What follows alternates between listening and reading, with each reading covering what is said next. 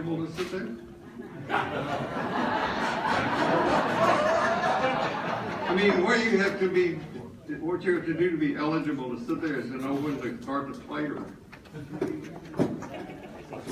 No, you've got to figure it out on your own.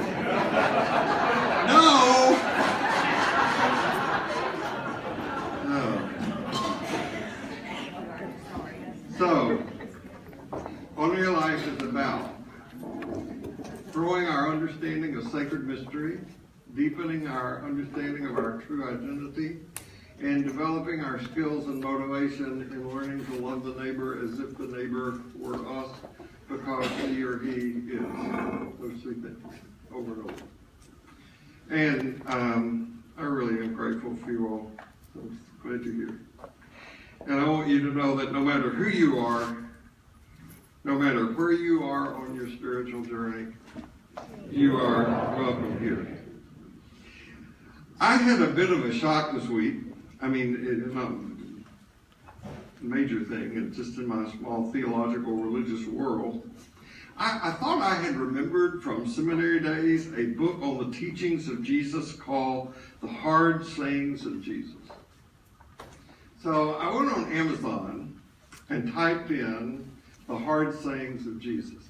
And I found 10 books, a dozen books with that title.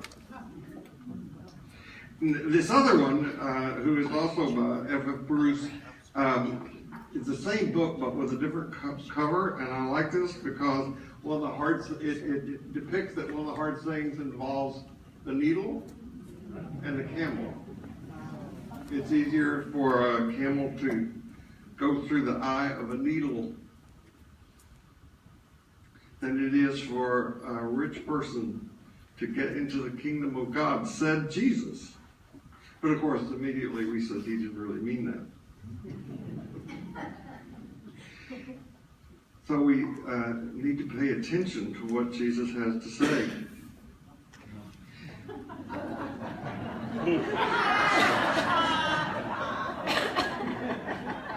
So I put the phrase, the hard sayings of Jesus, into Google search.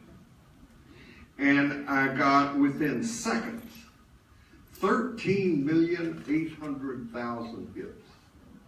Oh my goodness. Now, to me, this is about as funny as things can get. Because I don't think I can think of a teaching of Jesus that isn't hard. I've been living with, working to hear and understand the teachings of Jesus for years now. And what I hear when I listen to Jesus are two things: an invitation and an indictment. So during his brief ministry, Jesus sought to undermine the conventional wisdom of his time. That is to say, he took matters that were of central concern and importance to people, and he turned them upside down.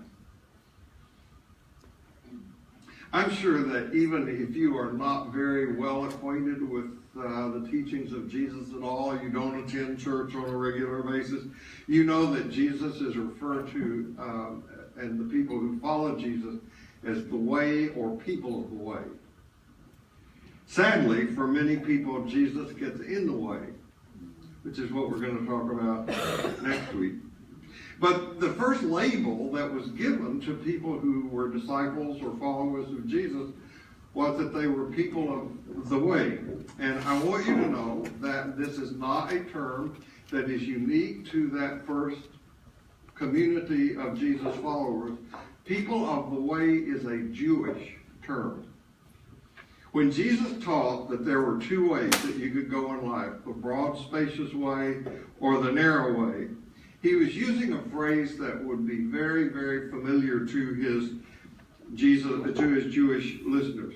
One of the best conferences that I have ever attended with Jim Finley, and you can get this conference on CDs or DVDs. If you go to Richard Rohr's website, the Center for Action and Contemplation, there's one that Richard Rohr did called Following the Mystics Through the Narrow Gates. And that narrow gate, that narrow path is something that Jesus talked about. But the Jewish religion of Jesus was all about a way to live and a way to be. And you're familiar with Jewish history. There was the way of the Exodus. There was the way through the Red Sea. There was the way through the wilderness. There was the way of the Torah. There was the way of returning from exile. There was the way of wisdom. There was the way of life. Over and over and over, the prophets of Judaism call people back to choose life over death by following the way. So the broad, easy way that Jesus talked about was not a way of obvious wickedness. Rather, the broad way is simply the way most people live most of the time. Our lives are structured out of the conventions of the society in which we live. We have some taken for granted notions of what life is about and how to live life.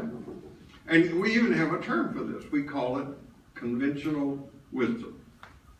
Except it isn't wise at all. And I have learned in and from the world of psychology that I can forget this in the blink of an eye, is that we do not live in a world of convention. We like to think we do. But rather, convention lives in us. And most of the time at a very unconscious level. We learn to value what our culture values, pursue what our culture tells us to pursue, and see as our culture trains us to see. Now, this is true for all cultures and for the people who make them up. Our challenge is, how can we keep faith and be the spiritual beings we are, be faithful to the way of Jesus in our kind of world? In my effort to commitment to increase both spiritual and religious literacy, I have absolutely no interest to debate with people about the literal nature of the Bible, the virgin birth, or whether souls split off to heaven or go to hell to burn forever when we die. They don't. I mean, if your soul does split off, the conservative people go out and then turn to the right. Liberal people go out and turn to the left. I wonder about this most all the time. How can thoughtful, intelligent people such as yourselves find and live out a deeply spiritual life that is concerned about social justice, expressions of kindness and compassion in the highly competitive and often brutal, irrational world in which we live? How do you keep a faith in a culture such as ours, where so-called born-again literalists are pushing and winning with an agenda that is heretical, a heretical betrayal of what Jesus was all about?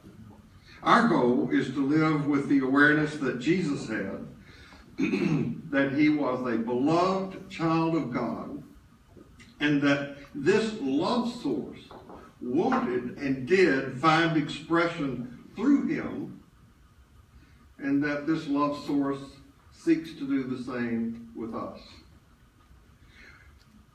Now, one of the solid things I've learned from my work in psychology is that what we think is the difficulty that needs solving in our life and in our world and in the various worlds in which we live is something about which we are almost always mistaken. We want a way out of the various messes we are in, when in fact, what authentic faith has to teach us is not a way out, but a way in. A way into ourselves, a way into the world, into the various worlds we inhabit. And that way is the way of paradox, and that's what this talk is titled today. Life is not, contrary to what our culture would teach us, a game to win. You can't win. You don't play life to win. You play it to play. And you play it in a way that keeps everybody else in play as well.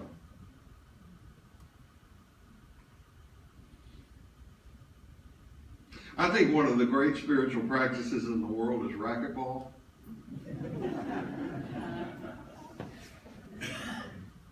I mean, if you're going to play racquetball, particularly the way that I play, which is playing doubles with 4 people in the court at once, you've got to pay very close attention to being present, or you're going to get hurt. You also have to play in such a way that the people who play with you would like to play again.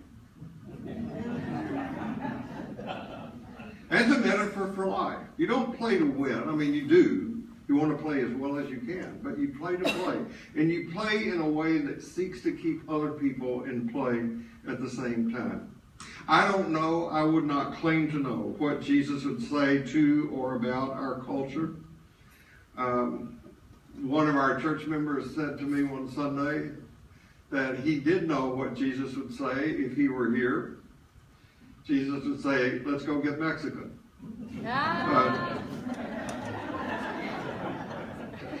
What I do know is that Jesus had a very clear agenda that sought to upend the conventional wisdom of his own culture.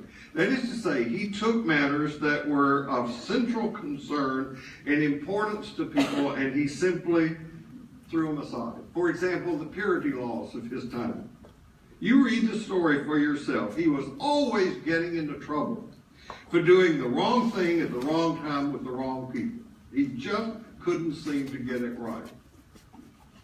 The honor system that gave people status, he just poked fun at.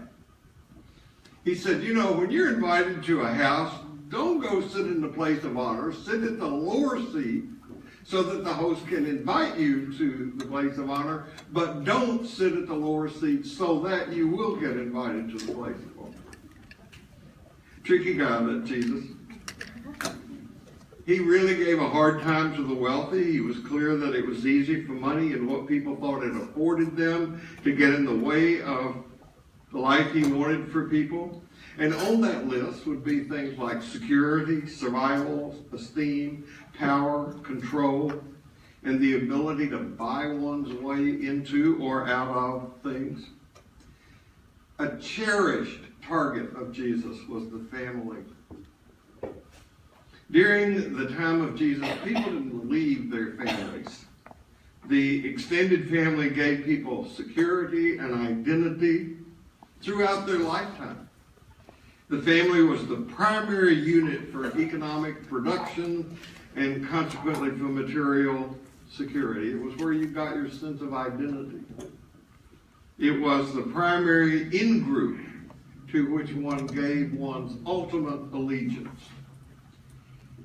Now, all of this that I've said so far, the so-called hard sayings of Jesus, a way to be, the overthrow of conventional wisdom, was stirred up by and leads into our looking at the teaching we're going to look at today in our going through the Gospel of Thomas.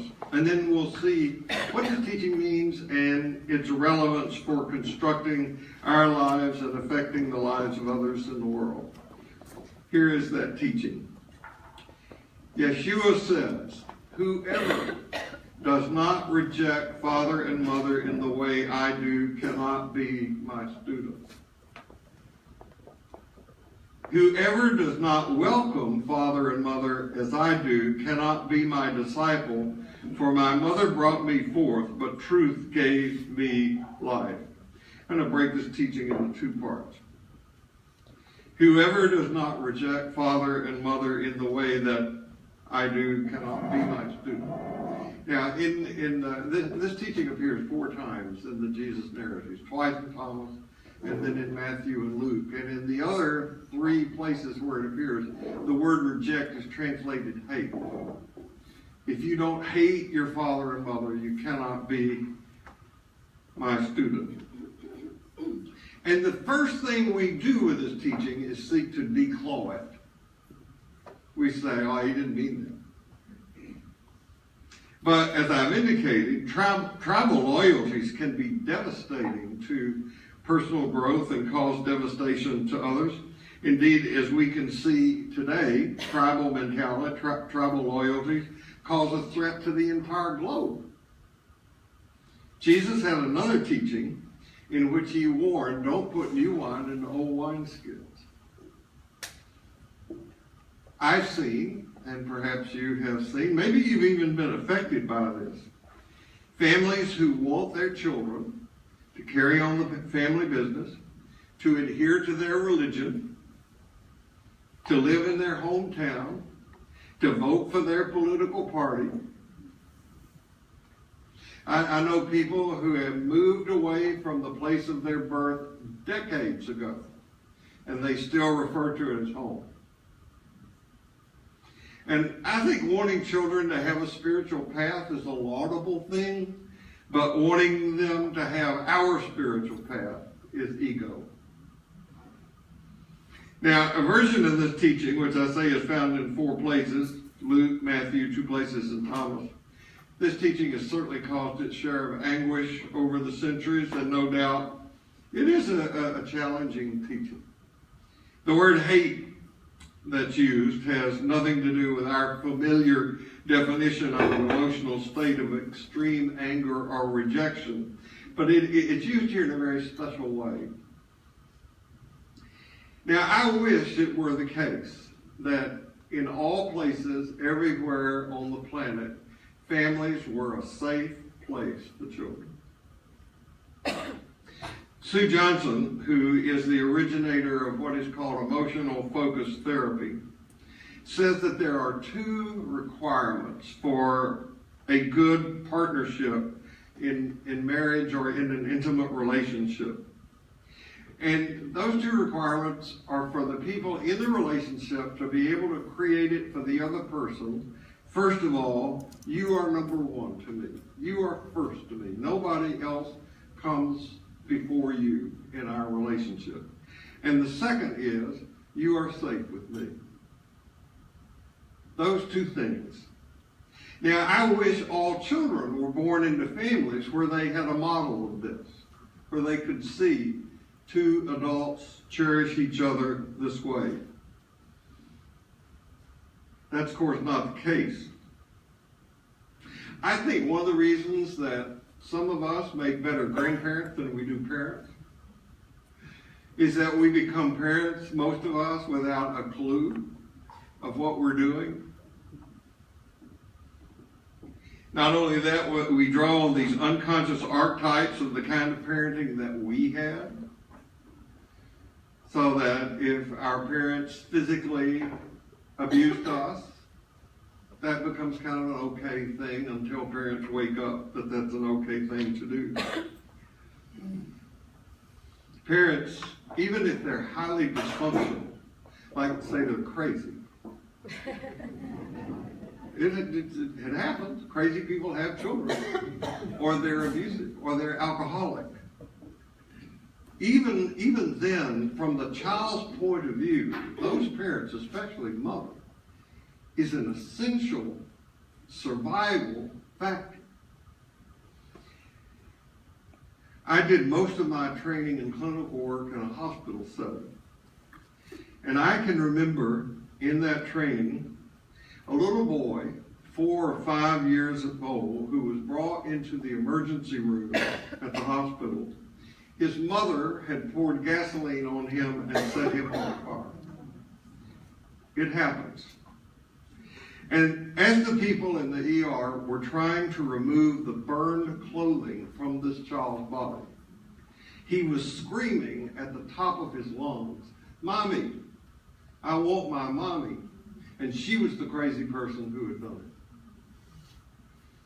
Even in the best of family situations, we pick up beliefs and adopt behaviors that frequently keep our heart from being free to accept the deep invitation a teacher like Jesus offers those who hear him. Now, from the mystical point of view, this teaching means be wary of, don't get taught by. Something on the horizontal axis that keeps you from being loved and loving on the vertical axis. Now remember, the title is The Way of Paradox. We live on the horizontal axis and we access the vertical. Now this teaching in Thomas, unlike the other three that you have in the Jesus narratives and even in Thomas, has a second part. And that second part is, whoever does not welcome father and mother as I do, welcome, cannot be my disciple. For my mother brought me forth, but truth gave me life. Now what I think this means is being free to love. The values stirred up by tribal loyalty, called in our culture family values, are values like sentimentality, clinging, expectations, and duty. The sense of obligation. And none of these are truly love.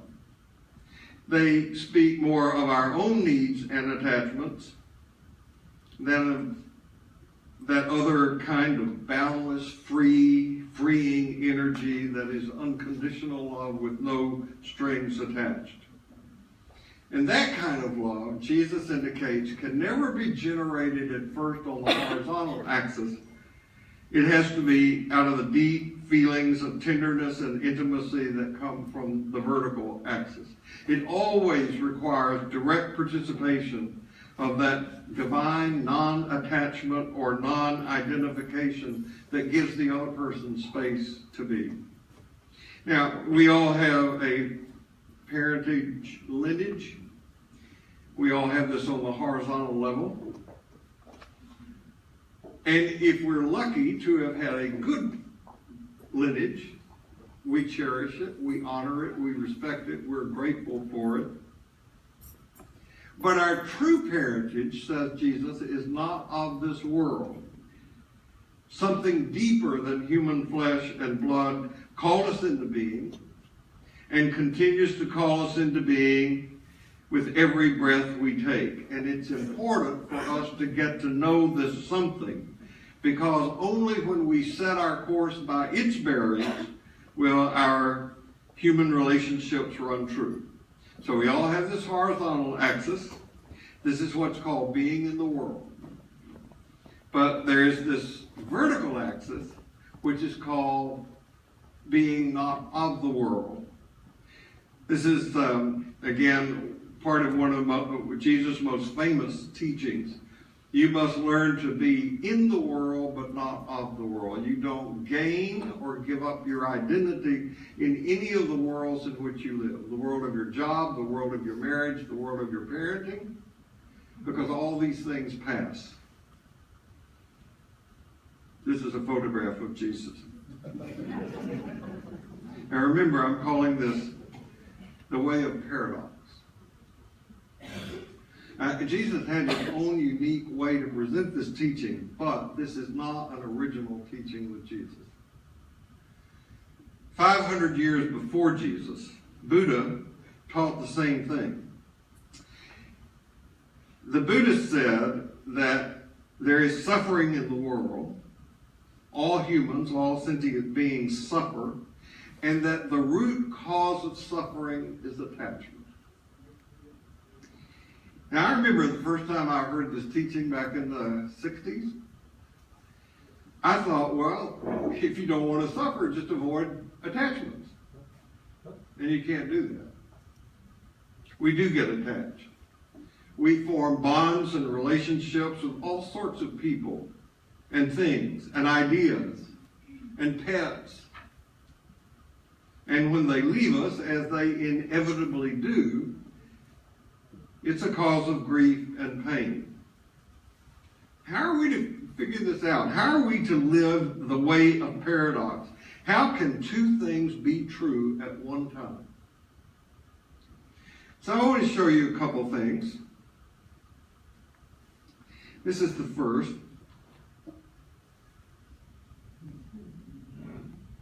What do you see? A rabbit? Huh? A duck? A bunny? You see both of them? Yeah, I collect optical illusions. I love these things. This is not an optical illusion. This is what in the genre is called an unstable image, because you can see it as a duck. Or anybody not see the duck? Don't be embarrassed. Or you can see it as a rabbit. It can be both. This first appeared over 100 years ago in a German humor magazine. Two things. An unstable image. There are a lot of examples of unstable images. Perhaps the most famous example of an unstable image is this one. What do you see?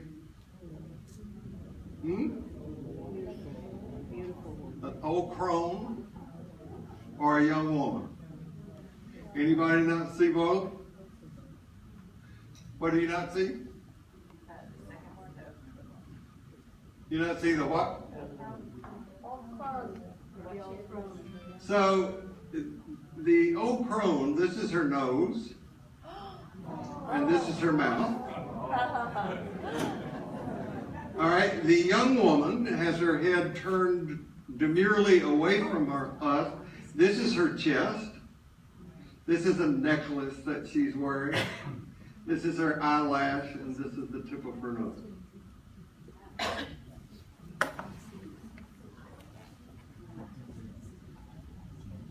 Now remember, these will be on the internet, on the Ordinary Life website by Tuesday, so you can copy them.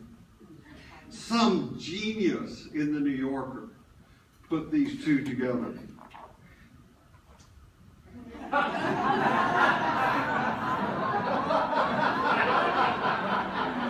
Here is the grown young woman doing a shadow show of the rabbit and the duck.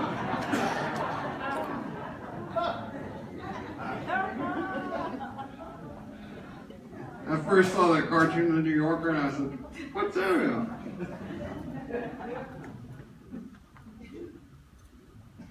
So the way of paradox. There's light and darkness, same time. Now we know about the darkness that is in our world, giving birth to insecurity, untruth, and danger. We sometimes get a glimpse of the fact that that darkness originates inside us.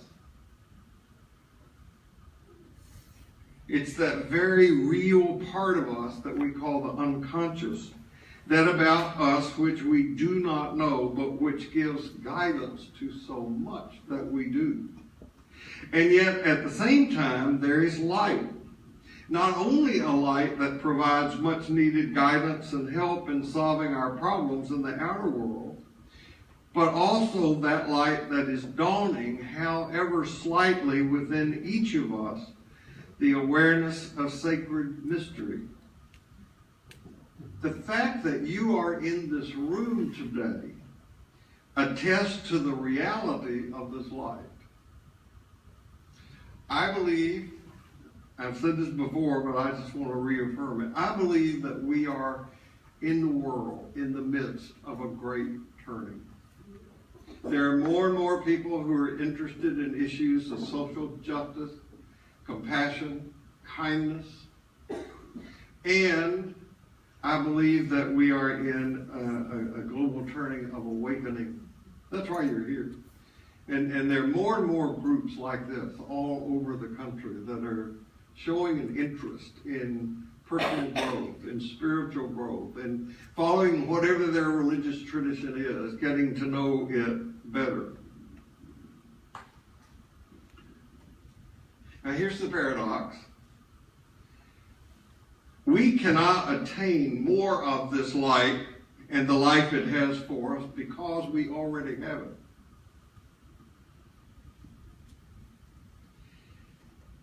We already have that for which we seek, but we will not gain growing realization of this by remaining what, where, and who we are now. We have to let go. Now, I hinted at this in the talk I gave here last week when I said that we have to give in to the lure of mystery, of adventure, of truth. And what I'm adding to this today, based on the teaching of Jesus, is the notion of detachment. And what I mean by detachment, or having no attachments, is not regarding as real our roles or functions, our thoughts or our feelings. Now, meditation is a risky business because it's hard to do. It's very humiliating once you take it up. You learn how lousy you are at it. But one of the most important kinds, this is not a spiritual practice, this is a meditation practice. They're different. One of the most important meditation practices you can have is sitting and learning to notice the various thoughts that arise in the mind, the emotions that come to the surface. And then notice that there is a part of you that is doing the noticing of these thoughts and feelings. You don't even have to believe in God to take this meditation practice up. And if you do this long enough, you will eventually become aware of something within you that is not these thoughts, not these emotions. If I am watching something, then I must be different from that which I am watching.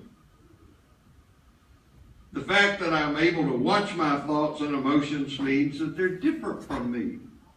I am not them. Indeed, I am none of those things which I am accustomed to regarding as myself. I am not my body, not my mind, not my emotions, not all of those things taken together. So what am I? What is me? There's something within us which is at all times perfectly detached, perfectly tranquil, perfectly serene. It isn't excited, it isn't depressed. It's the observer. Now, as I just mentioned a few minutes ago, in my clinical training, which is in a hospital setting, we saw people who were often in dire straits. It was clear that we saw people who came into the hospital where a death had occurred in a family where it had never occurred to them that that would happen.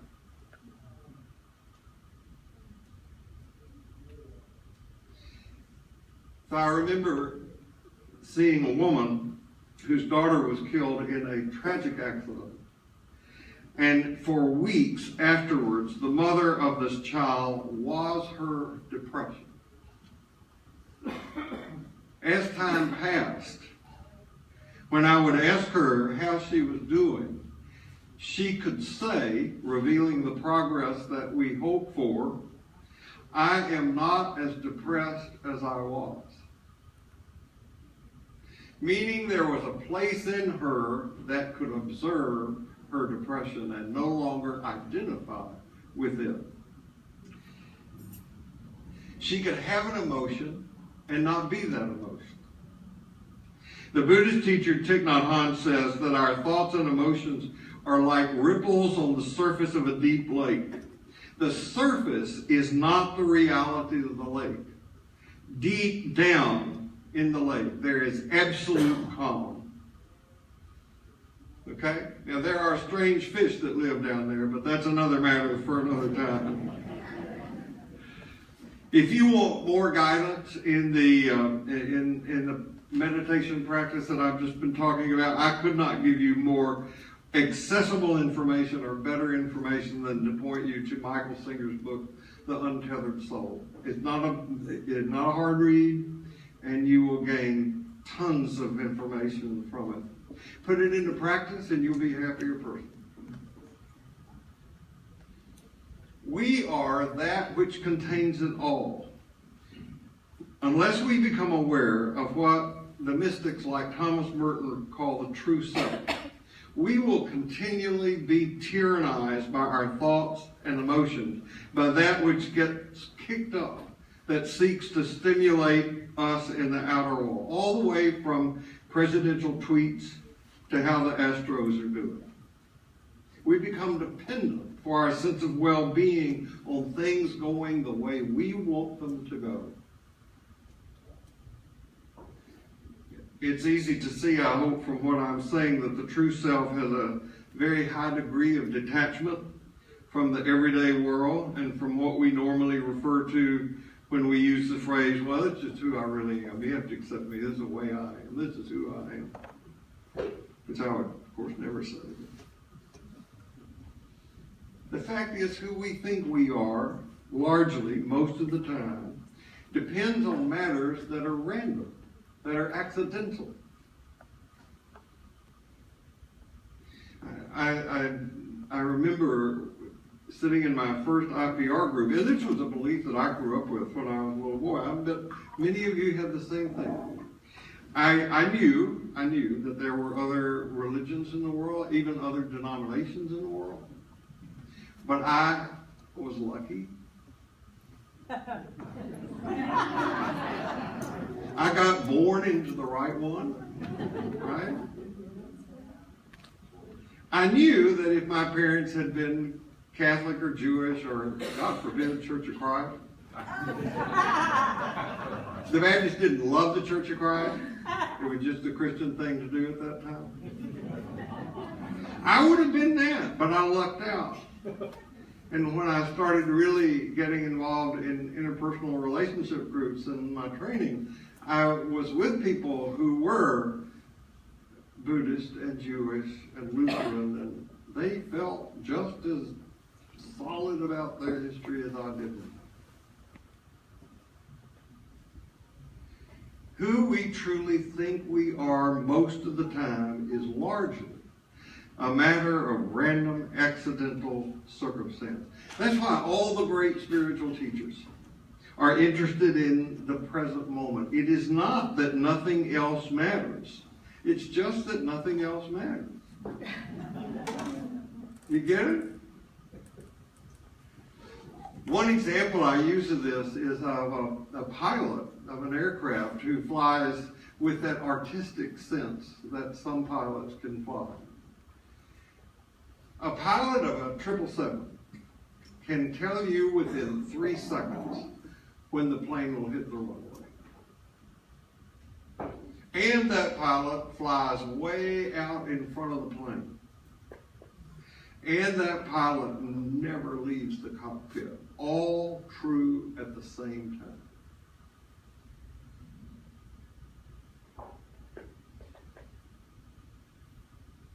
Back during the 1970s, there was an enormously popular inspirational author by the name of Richard Bach.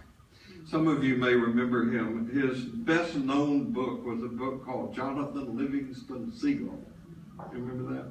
Made the most boring movie ever made. But in the book, Bach wrote a great line on detachment. He said, if you love someone, set them free. If they come back, they're yours. If they don't, they never were. Now, of course, some people could not resist taking that line and making enormous fun of it. If you love someone, set them free. If they come back, it means nobody liked them, so set them free again. If you love someone, set them free. If they come back, it's because they need money. But the best one I saw was, if you love something, set it free. If it comes back, it will always be yours. If it doesn't come back, it was never yours to begin with. But if it just sits in your living room, messes up your stuff, eats your food, uses your telephone, takes your money, and doesn't appear to realize that you had set it free, either you married it or gave birth to it.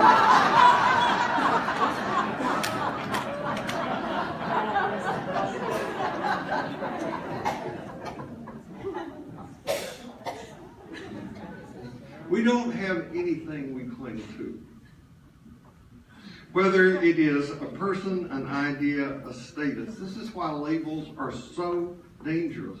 Now, I want to be clear. Jesus did not teach people to hate. He taught people to detach. And you will find this in the teachings of Jesus over and over and over. I think you find it in all wise and useful spiritual tradition. But just notice what blocks the flow of love from you, or the flow of love toward you. Notice what shuts you down. What gets in the way of realizing and expressing your true identity. So the price of wisdom may mean the separation from everything we think we hold dear. This does not mean we have no loving connections. We do, but the ones that matter on the horizontal plane can best be nurtured by our work to connect with our true source on the vertical plane. And this is what Jesus taught over and over and over again. Primarily by the way he lived his life, the deeds that he did, the people he associated with, but certainly also by the words that he taught. My true mother, brothers, and sisters are those around me. To refer to Thich Nhat Hanh again, he teaches that we should relate to all people as if they were our mother, because our true origin is to be found in everything that is and all who are. So, I want to give you what I think is the key to this hard saying of Jesus. Whoever does not welcome father and mother as I do cannot be my disciple. For my mother brought me forth, but truth gave me life. I think that in this teaching today, Jesus is saying or reminding us to forget everything we know about how life works, especially at the egoic level, at the horizontal level. We cannot avoid being in the world, but we can avoid being of the world, of the various worlds we are seduced into. And Jesus is saying, don't love as the world loves. Love as I love. Indiscriminately. Tied by no tribal rules or roles. So I'm going to be audacious enough to retranslate this teaching. Because over and over and over, I hear Jesus saying this. From the beginning of his ministry, I am a beloved child of God. Wisdom is my mother. You too are a beloved child of God. Let wisdom birth you and walk the way of paradox. No matter where you go this week, no matter what happens, remember this, you carry precious cargo. So I will see you right here next week. Have a good 4th.